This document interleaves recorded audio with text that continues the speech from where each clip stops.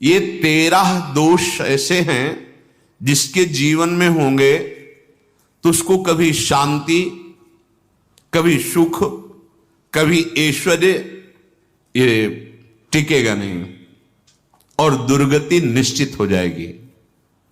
बहुत ध्यान से सुने। एक श्लोक में 6 दोष और दूसरे श्लोक में 7 दोष। उपासक को कभी इन दोषों को अपने अंदर टिकने नहीं देना चाहिए। और जो संसार के मार्ग में चल रहे हैं, अगर इन दोषों में चलेंगे तो वो जो आपके पुण्य कर्मों से ऐश्वर्य है भी वो नष्ट हो जाएगा। आप दुख, चिंता, शोक से ग्रसित होकर बड़ा दुख में जीवन व्यतीत करेंगे और आपकी गति बिगड़ जाएगी, दुर्गति हो जाएगी। ये 13 लिख लो दिमाग में, डायरी में, क्योंकि ये नोट हो रहा है, आवाज डाली जाएगी। आप बार बार सुन, इनसे बचिए। अपनी बड़ाई, अपनी प्रशंसा कभी अपने मुख से नहीं करना, नहीं तो आपके पुण्य नष्ट हो जाएंगे, बुद्धि भ्रष्ट माने गिर जाएगी। अगर परमार्थ में चल रहे हैं तो भी, और व्यवहार में तो पुण्य नष्ट हो ही जाएंगे। बुद्धि गिरी हुई तभी ऐसी बात होती है। और यह दोष बहुतायत है, ये बहुत प्रभावशाली है। अपनी बड़ाई मारना, इसको देख लो, पकड़ो, सत्संग है। अपने मुख से कभी अपनी बड़ाई ना करना। अगर कोई अपने मुख से अपनी बड़ाई करता है तो उसके सुकृत नष्ट हो जाते हैं, बुद्धि भ्रष्ट माने गिर जाती, पतित हो जाती है, फिर निर्णय ठीक नहीं। अगर हमारा सारथी, हमारा ड्राइवर मूढ़ हो तो कहीं भी हमको गिरा देगा, तो वो बुद्धि भ्रष्ट मतलब गिर जाती है, निर्णय करने लायक नहीं रहती। अपनी प्रशंसा अपने मुख से करना। दूसरा, लोलुपता, ये वृत्ति नहीं होनी चाहिए। धर्म से चलेंगे, धर्म के द्वारा जो हमें प्राप्त होगा उसी से हम अपना भरण पोषण करेंगे। आपके बच्चे स्वस्थ होंगे, बुद्धिमान होंगे, परिवार में बहुत सुख और शांति होगी। भले दीपक की तरह जलो, बहुत काल तक रहेगी। लक्ष्मी जी भी आपके घर में बहुत काल, हम ये नहीं कहते कि बहुत नहीं, जितनी है बहुत सुख शांति से चलोगे। अगर लोलुपता करोगे, हिंसा, छल कपट, व्यभिचार, चोरी, ऐसे धन आ जाए, वो आएगा, लेकिन वो हाइलोजन की तरह आएगा, एकदम प्रकाश और फ्यूज, बिल्कुल अंधकार करके जाएगा। देख लेना, तुम्हारे जो सुख के हेतु हैं, तुम्हारा शरीर, तुम्हारे बच्चे, तुम्हारी पत्नी, तुम्हारा परिवार, उसको देख के तुम रात दिन जलोगे बिना आग के। ऐसे उनके आचरण होंगे, ऐसे उनके अंग होंगे, ऐसे उनके दिमाग होंगे, ऐसा उनका व्यवहार होगा। ये लोलुपता अगर उपासक में या किसी में है तो उसको नष्ट कर देती है। सावधान। तीसरा, यदि आपका अपमान होता है तो आपको उसे सहन करना होगा, उससे आपके पाप नष्ट हो जाएंगे। जो तनिक सा भी अपमान होने पर बहुत क्रोध करके दूसरे का अपकार करने लगता है, ये आपका पतन करा देगा, ये आपको फंसा देगा, हृदय जलेगा, अर्थव्यवस्था नष्ट होगी, पूरा परिवार दुखी होगा।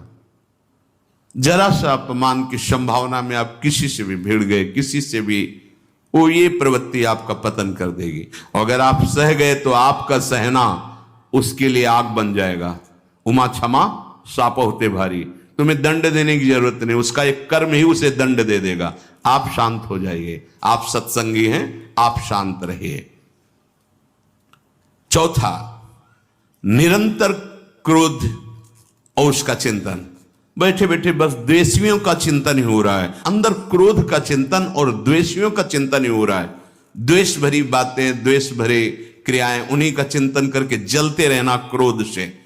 उपासक को तो क्रोध करना ही नहीं चाहिए, बहुत शांत। ठीक है, अभ्यास में कभी क्रोध हो सकता है, उसको फिर समन करो, अंदर से प्रायश्चित, जैसा कि अब गलती हुई, आगे नहीं करेंगे।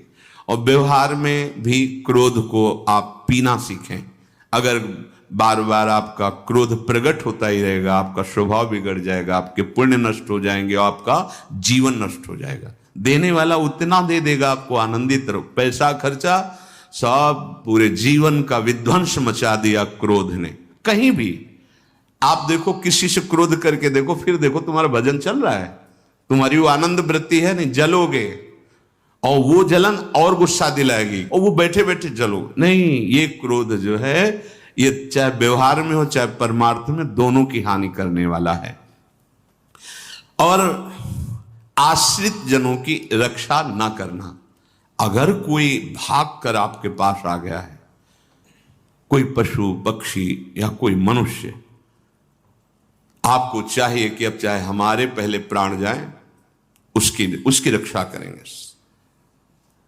सीवी जैसे तो कोई बिरले ही होते हैं, पर इतना जरूर ध्यान रहे, जैसे कोई पशु पक्षी किसी भय से आपकी सीमा के अंतर्गत आ गया है, अब उसकी रक्षा करनी है आपको।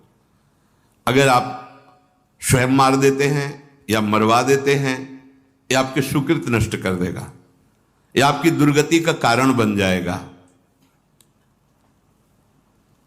और जो पाप कर्म उत्साहित होकर करते हैं, उपासक को तो बहुत सावधान रहना चाहिए, पर व्यवहार में भी जो नहीं करना चाहिए, अगर वो पाप कर्म आपके द्वारा मन में प्रेरित हो रहे हैं, संकल्प बन रहा है, क्रियाएं हो रही, दुर्गति पक्की, पुण्य नष्ट हो जाएंगे, दुख अशांति बढ़ती चली जाएगी, कभी शांति नहीं प्राप्त कर पाएंगे। ऐसा नहीं कि जो मन में आवे सो करें। पापाचरण निडर और उत्साहित होकर करना, अगर ऐसे लक्षण है, निश्चित दुर्गति होती है। ये 6, अपनी बहुत बड़ाई करने वाला अपने मुख से, लोलुपता, तनिक से अपमान में सहन ना करने वाला, निरंतर क्रोधी और आश्रित जनों की रक्षा न करने वाला, और निडर हर्षित होकर पाप कर्म करने वाला। दूसरे श्लोक में 7 है, 6 7। 1, संभोग का ही चिंतन करना, संभोग में ही मन लगाना, संभोग दूसरी स्त्रियों के साथ करने की भावना रखना, जीव नष्ट हो जाता है। ठीक है, धर्मयुक्त काम भगवान ने आदेश किया है, आपका पाणिग्रहण संस्कार हो गया है, संतानोत्पत्ति की भावना से कुछ पवित्र तिथियों का त्याग करते हुए चर्चा में हुई है। एक नियम है, एक आदेश है शास्त्र का। आप बहुत काम प्रवृत्ति वाले हैं तो प्रत्येक मास में जब माता बहनें पवित्र हो जाती मासिक धर्म से, तो जिनका पाणिग्रहण आपने किया, जो पत्नी स्वरूप है, वो ठीक है। वहां भी बार बार के लिए व्यभिचार प्रवृत्ति के लिए शास्त्र आदेश नहीं करता, संयम पूर्वक, और उसका चिंतन नहीं करना। पाणिग्रहण संस्कार है, घर में विराजमान है, एक संयम एक नियम के अनुसार उसका चिंतन तो फिर भ्रष्ट कर देगा।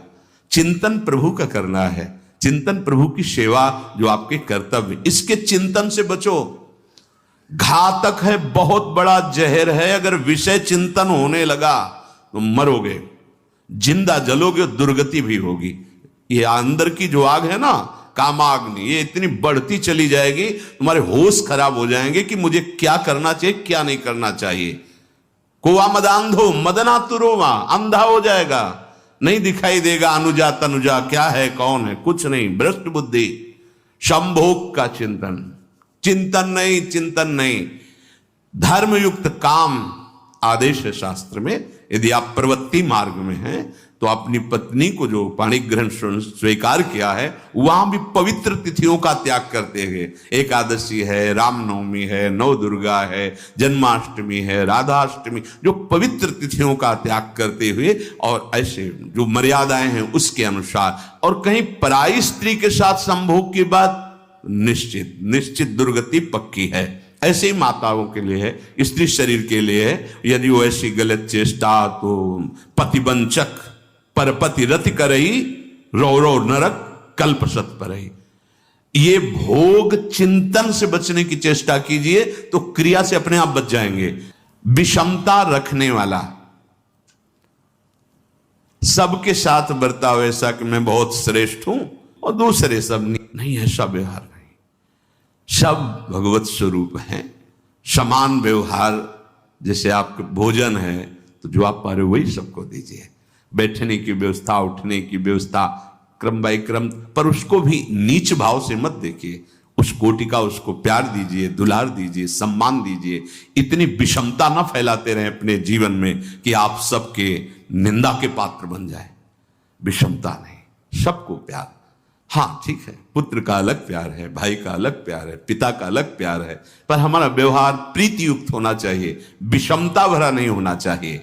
अगर हमारे चित्त में विषमता ही रही तो संसार है, प्रभु नहीं है।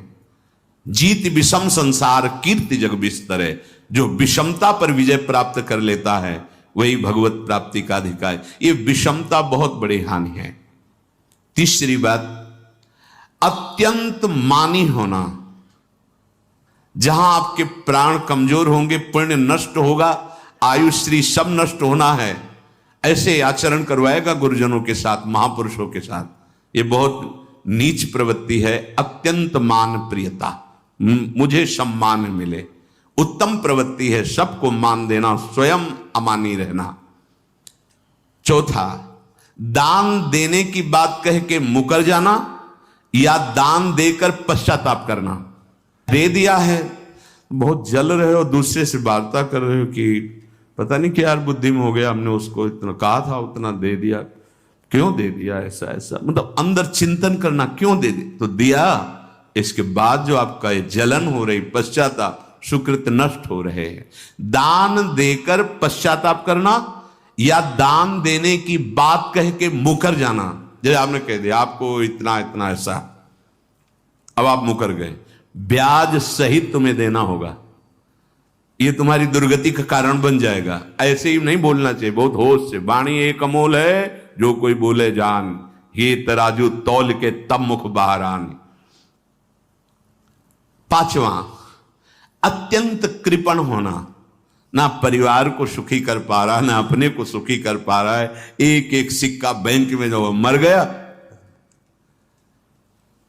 धन की वास्तविक गति यही है कि अपने परिवार को खूब उसकी अनुकूलता प्रदान करो, उसमें से कुछ हिस्सा किसी ऐसे को जिससे तुम्हें बदले में कुछ लेने की भावना ना हो। कोई साधु महात्मा, गाय, पशु, पक्षी, किसी भी जीव बीमार है, शरीरधारी, उसके जिससे कुछ कभी लेने की भावना ना हो, एहसान की भावना ना हो। सो धन धन्य प्रथम गति जाकी, धन्य हो गया उसका धन। अब वो कृपण का धन किसी काम में ना, स्वसुख ना परिवार के सुख, ना धर्म कार्यों में, व्यर्थ जीवन चला गया। उसी धन का चिंतन करना, उसी का संग्रह करना और उसी की रक्षा करते करते शरीर छोड़ देना। तलाओ धर्म, अर्थ, काम, मोक्ष। और जो बालक, स्त्री, पागल, असहाय, जो इनकी रक्षा न करके इनकी हानि करता है, दुर्गति निश्चित है। माना आपकी पत्नी है, उसका स्वभाव बिगड़ा हुआ है, क्रोधी है, कटु वचन बोल, लेकिन आपके ही प्रारब्ध के लिए। माना आपका पति ऐसा स्वभाव वाला है, पर आपके ही प्रारब्ध से तो संयोग बना है आकर, अब इसका निर्वाह कर ले जाओ तो पवित्र हो जाओगे दोनों। और अगर झगड़ा और लड़ाई और मारपीट और कहीं हिंसा आदि के रूप में उतर गए तो फिर और करनी बिगड़ गई। बालक है, आप उसको ज्ञान नहीं कि आप पवित्र है, कि आप पवित्र है, उसको ज्ञान नहीं कि आप उसके साथ व्यवहार अच्छा कर रहे हैं कि बुरा कर रहे हैं। रक्षा करनी है आपको, शोषण नहीं करना। कह रहे हैं स्त्री, बालक और पागल, जिसे विक्षिप्त है, पागल है, आपको रक्षा करनी है। बन जाए तो उसको भोजन, ऐसा नहीं कि ईट मारो, उसको अपमानित करो। उसकी बुद्धि खराब है, प्रारब्धवशात खराब हो गई है, तो शास्त्र आज्ञा करता है स्त्री, बालक, जैसे पागल, विक्षिप्त आदि हैं, असहाय है, असमर्थ है, बूढ़ा है, वो आप सेवा भी करो तो वो गाली दे सकते हैं, उनकी बुद्धि बिगड़ गई। आपको उनको दंड नहीं देना, मारना नहीं है आपको। मान लो आपके बड़े बूढ़े बुजुर्ग जन हैं, आप सेवा भी कर रहे हो तो आपको कटु वचन बोल सकते हैं, आपकी निंदा कर सकते हैं, लेकिन आपको उनके साथ व्यवहार सद करना है। अगर आपने इन दोषों को स्वीकार किया तो निश्चित आपकी दुर्गति होगी, ना इस लोक में आपको शांति मिलेगी, ना परलोक में। इसलिए इन दोषों को बार बार सुन करके और हृदय में जांचो कि कहीं है तो नहीं। अगर है तो सत्संग, भजन बल, भगवत प्रार्थना के बल से इन दोषों का त्याग कर दो, जीवन मंगलमय हो जाएगा। से अगर अच्छी क्रियाओं को देख रहे हो कि प्रभु करा रहे, तो बुरी क्रियाओं का संकल्प ही नहीं उदय होगा। अहम गलित हो गया तो अहम में ही तो सारे विकार रहते हैं। हर समय प्रभु के सामने कृतज्ञ रहो, कितनी कृपा, क्या हमसे लेना है आपको, आप तो पूर्ण काम हो, हमें इतना दुलार कर रहे हो। बलिहारी प्रभु, वो बार बार मन उनके चरणों में लौटता रहता है। प्रभु का विधान सर्वज्ञता से पास हुआ है। वो खूब आगे की, पीछे की, मध्य की सब बात सोच करके उन्होंने आपके लिए विधान किया है। पहले से उन्होंने आपका उस समय मंगल विधान सुनिश्चित कर दिया है। कैसी भी परिस्थिति हो, कभी ऊबना मत, घबराना मत, अधीर मत होना, और अपने भगवत विश्वास में कमी मत आने देना। कैसी भी परिस्थिति हो, यह जरूरी है। ऊबना मत, बहुत हो गया कष्ट सहते सहते, कितना सहूं, नहीं। ये अगर ऐसा आ रहा है तो भी आप भगवद आश्रित नहीं हुए। नहीं, ऐसा आ ही नहीं सकता। बड़ा आनंद आता है, कष्ट में बड़ा आनंद आता है। पूरा का पूरा मन, इंद्रियां केवल प्रभु में होती, क्योंकि कष्ट में कोई विषय की इच्छा तो होती नहीं किसी को भी। भारी पीड़ा है तो सब उसी में होती। जिसने अभ्यास किया है भगवत चिंतन का, आश्रय है प्रभु का, तो कष्ट में भाग के कहां जाएगा, उसी में तो एकदम तन्मय हो जाता है मन, इंद्रिया। इस तरह हो, उनके भरोसे पर कभी, कई बार चर्चा की है प्रताप राय जी की। बचपन से भजन परायण थे, ईश्वर संपन्न घर था, भाई बहन सब खूब। कुछ दिनों बाद माता पिता पधार गए, पूरा अधिकार। ऐसे भजन में डूबे रहते कि उनका व्यापार था कि जैसे कोई धन लेने के लिए आया तो उसके लिए कुछ गिरवी रखना होता था, आभूषण आदि, और जितनी आवश्यकता है आप धन ले जाइए, और जब धन मिल जाए तो ब्याज से ही तो उसमें रख जाना और अपना सामान ले जाना। एक बक्सा रखा रहता था और वो आप माला लिए हर समय भजन करते रहे। बड़े वास्तविक आंतरिक वृत्ति से प्रभु में लगे थे। पर उनकी कुल परंपरा का यह व्यापार था। जैसे सदन जी की कुल परंपरा, तो कुछ गृहस्थ ऐसे महापुरुष जो अपने, भगवान भी कहते पर धर्मो भयावहा सुधर्मो निधनो श्रेया पर धर्म, वो जो वहां का काजी था उसने देखा कि बिना किसी प्रयत्न के बड़ा आनंद इनके चल रहा है, तो जलन होती, जो भगवत विरोधी जन, विमुख जन होते हैं तो जलन होती है। इसको दूसरे रूप में हम कह सकते हैं कि प्रभु अब उनके भजन का फल देना चाहते थे। दोनों बातें, परिणाम जान गए हैं इसलिए हम कह रहे हैं प्रभु उनके भजन का फल देना चाहते थे, और वो वर्तमान से देखो तो वो द्रोही थे, भगवत द्रोही जन। 3 लोगों ने काजी से मिलकर कहा बड़ा सुख लूट रहा है, हम जाके देखा है, बढ़िया काम बन जाए। वो देखता भी नहीं कि बक्से में क्या रखा गया। ठीक, तो कुछ कंकड़ ऐसे झोली में, पहले थैली टाइप की झोली होती, गए प्रणाम किया और कहा हमें 10,000 रुपए की आवश्यकता है, यहां लिखो दस्तखत, तारीख, दिन, और चेक भी नहीं करे। वो इतने विश्वास परायण भक्त थे, अभी तक ऐसा कुछ हुआ भी नहीं था। 10,000 रुपए दे।